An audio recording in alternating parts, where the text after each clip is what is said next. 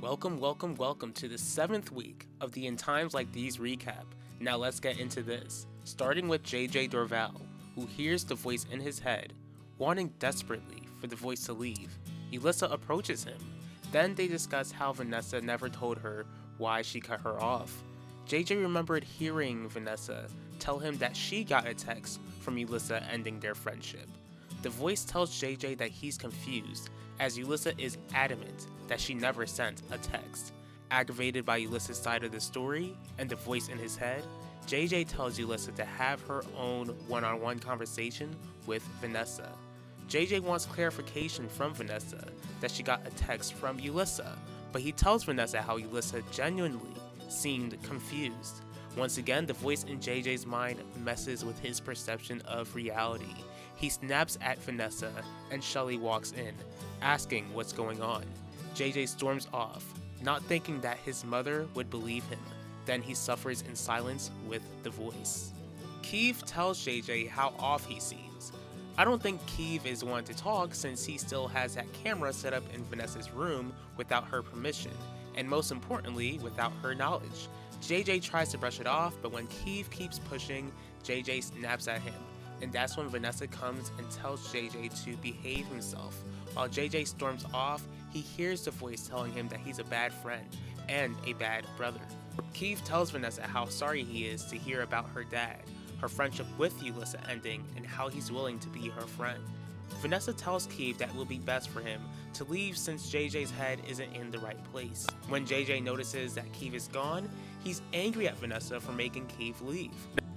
Shelly expresses to Jeremiah how she notices a difference in JJ that she doesn't like, and it worries her, wondering if seeing Jeremiah arrested in the house made things worse for their son.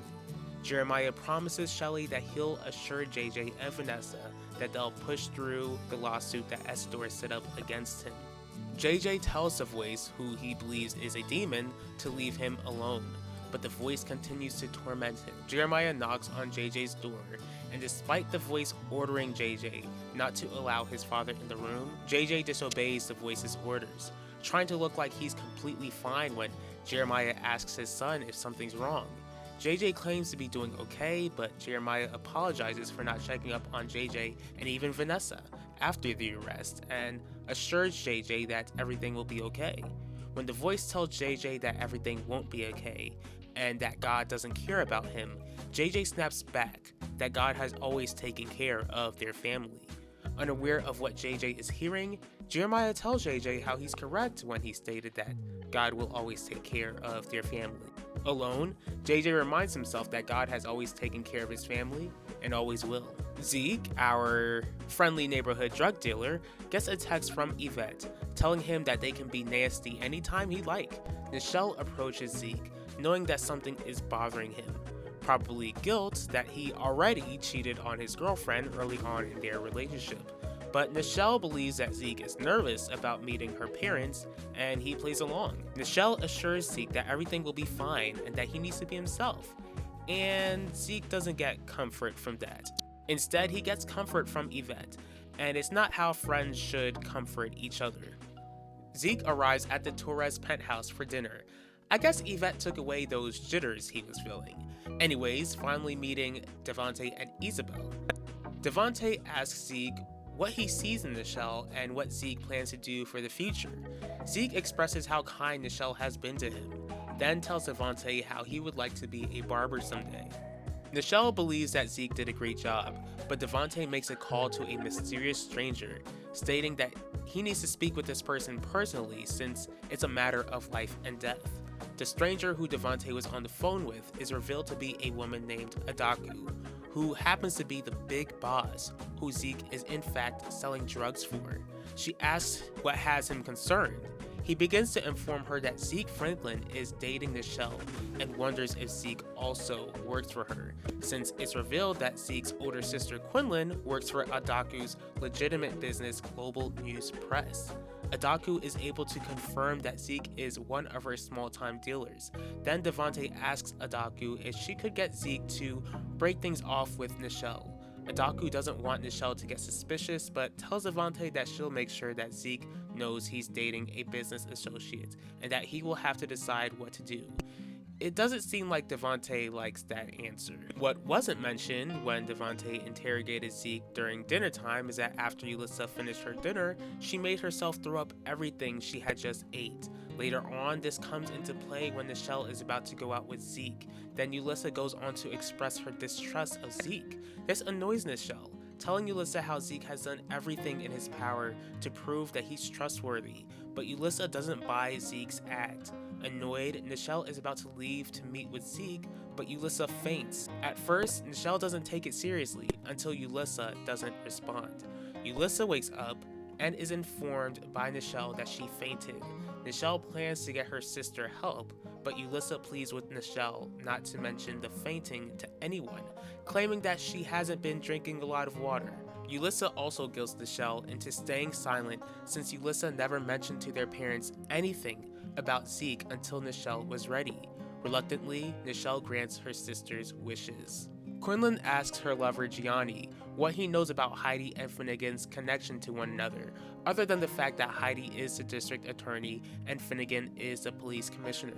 This causes Gianni to question why Quinlan wants to know. She makes up a claim about looking at their interviews for the documentary and lies about seeing them speak to one another at the Labor Day picnic. Gianni tells Quinlan how Heidi and Finnegan weren't really close. By now, we all know that's not true. When Quinlan asks Gianni if Heidi and Finnegan would work close together to solve Elvira's case, Gianni states that Heidi never helped his late sister Elvira in life, and that Heidi wouldn't help Elvira after she passed. When Quinlan asks her lover to expound on that, he tells her to forget it and to just enjoy their adulterous time together. Isabel, who we recently found out has a 20-year secret of having a one-night stand with Essidor, is met by a mysterious young man in her penthouse who claims that he has every right to be there and how she should recognize him. When Isabel demands to know who this young man is, she's woken up by Devante, realizing that this strange interaction was only a dream. When he asks what the dream was about, she tells her husband not to worry about it. Gianni tells Heidi that he plans to surprise Essidor at the scholarship event. Heidi asks for specifics, but he refuses to tell her since she wouldn't help him get back at Essidor like he asked. This annoys Heidi, and Gianni isn't bothered, telling her how memorable the scholarship event will be. Then, Ben appears. Ben informs his father Gianni that he'll be spending the holidays with the family. Lorenzo arrives, telling Ben that he'll decide who spends the holidays at his house. Ben tells his grandfather what he wants to hear, how he was out of line for accusing the family of secrets when it came to Elvira's case, and that he apologizes for it. Lorenzo accepts Ben's apology, and when Ben is gone, Clarice is happy that it seems like Ben is coming around. But again, we can't forget that Ben planned to be the model Russo son in order to gain Heidi's trust again, so that he could figure out what sort of secret she and Finnegan are hiding.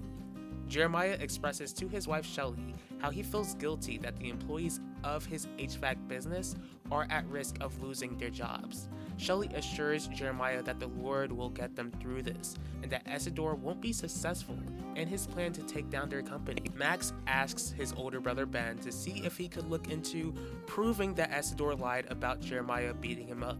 At first, Ben is reluctant, especially since he's already busy with other things, and it seems like Max only wants to help since he can't seem to get over Vanessa. But Ben has a change of heart when he hears from Max that Essidor and Alan have been trying to get in contact with Confidence Design's board members. Ben is open to looking into Essidor lying about Jeremiah beating him up, as long as Max gives him information on Essidor and Alan's plans with Confidence Designs. Udell asks Wanda about Ben's progress with figuring out who has been sabotaging her.